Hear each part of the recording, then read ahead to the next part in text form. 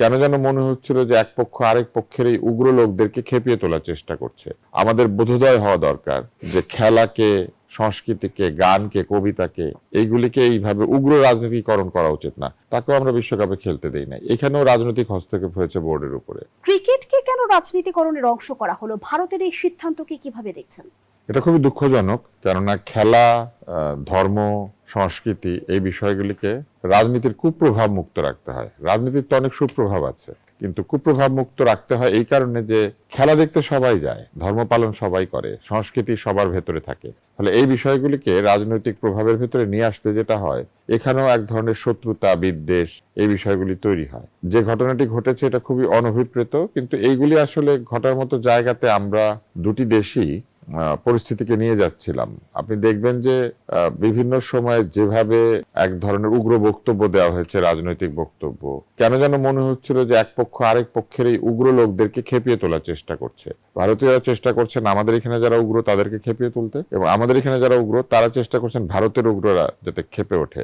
মনে হচ্ছে যেন ওনারা কোন একটা বিশেষ কোন খেলা খেলবেন, সেজন্য উগ্র আর উগ্ররা মিলে পুরো পরিবেশটাকে উগ্রতার দিকে নিয়ে যাওয়ার চেষ্টা করছেন।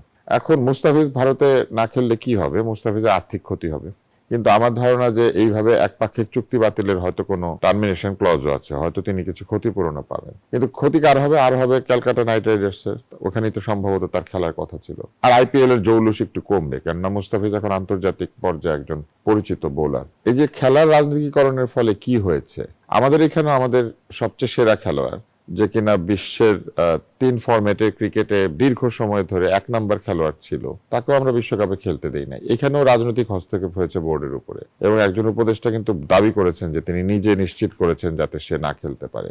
এই জায়গায় ক্ষতি হয়েছিল কিন্তু বাংলাদেশের পুরোটা, কারণ এই রানগুলি তো বাংলাদেশ পেত, উইকেট পেলে উইকেট বাংলাদেশ পেত, রেকর্ড বুকে বাংলাদেশের নাম লেখা হতো। ওইখানে তো ক্ষতি হচ্ছে ক্যালকাটা নাইট রাইডার্স আর শাহরুখ খানের আর এই আইপিএল এর, এইখানে তো ক্ষতি হয়েছে আমাদের দেশের ক্রিকেট টিমের। অথচ একটু উদার হলে অন্তত খেলার সুযোগ দেওয়া সম্ভব ছিল, কারণ খেলা তো আর বাংলাদেশে হয় নাই, বিদেশে হয়েছিল।